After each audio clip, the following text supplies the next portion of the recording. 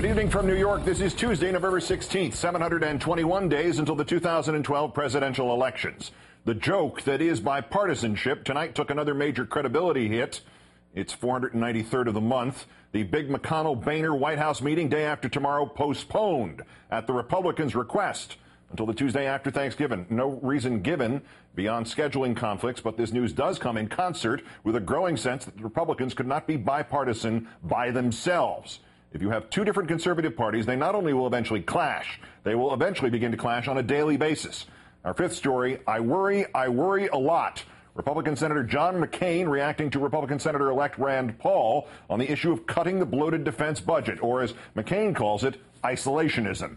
McCain addressing the Foreign Policy Initiative think tank, not by singing bomb, bomb, bomb, bomb, bomb Iran, but by answering a question about possible erosion of Republican support for the misnamed war on terror. He said isolationism worried him, and then he dragged in Mr. Paul of Kentucky.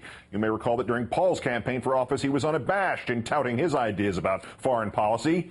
He doesn't really have any. In July, he told the National Review, quote, "I'm not thinking about Afghanistan. Foreign policy is really a complete non-issue." Senator McCain now acknowledging that kind of thing scares him. I worry a lot because always throughout the history of the Republican Party in modern times, there's been obviously, as we know, two wings: the isolationist wing, manifested before World War II and at other times, and the internationalist side. And so I think there are going to be some tensions within our party. I don't know the incoming Senator Rand Paul. I respect him, admire his victory, but already he has already talked about withdrawals from or cuts in defense, etc., and a number of others are. Hey, you kids, get off my defense budget.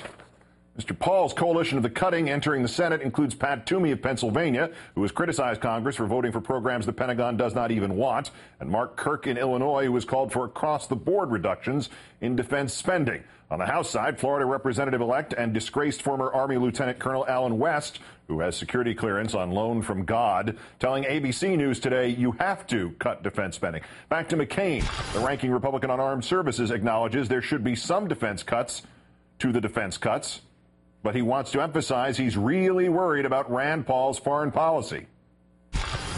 There's no doubt that this new group of Republicans have come in with a commitment to take a meat axe to spending.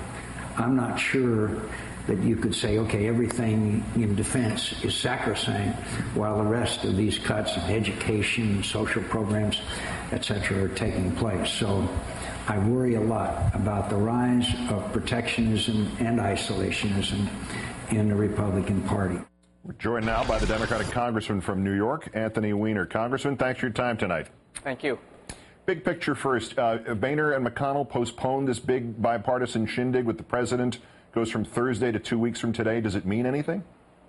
Well, perhaps. I mean, the hard truth about the Republicans that got elected is they came in with a series of things that they're against, and now when it's their turn to kind of talk about what they're here to do, they seem to be befuddled, both internally and talking to anyone else. I think most likely they didn't want to sit down at the White House because they don't know what they believe yet. And that's going to be a real problem with them when it's time to govern. And I think a lot of the people that turn to them for change are going to find out that they really bought a pig in a poke. Well, to that point, the cutting the Pentagon and these opposing messages from Senator-elect Paul and Senator McCain, and Mr. McCain notwithstanding, do you think this is one issue that there actually might be some compromise on, and that something might actually get done in terms of at least taking the Pentagon off the list of sacred cows? Well, perhaps, but remember, we've had 3 days with three kind of almost examples of schizophrenia among the Republican Party. First, they say they want to extend the Bush tax cuts, but they want to cut the deficit. That's in conflict. Next, they said we want to cut earmarks, but we don't trust the president to do the spending either. So I don't know who's supposed to make these allocations if not Congress and not the president. And now today they're fighting about whether you should be cutting defense. I think there absolutely is a lot of room where a lot of Democrats, you look at agriculture policy, you look at defense policy, where many of us believe that these programs are functionally written to make them uncuttable because they impact so many people's districts. districts. I think we can get those things done, but first things first, the Republicans seem unable, even in these early first days when they're in their euphoria, to come up with anything resembling a platform for how they're going to govern the next couple of years.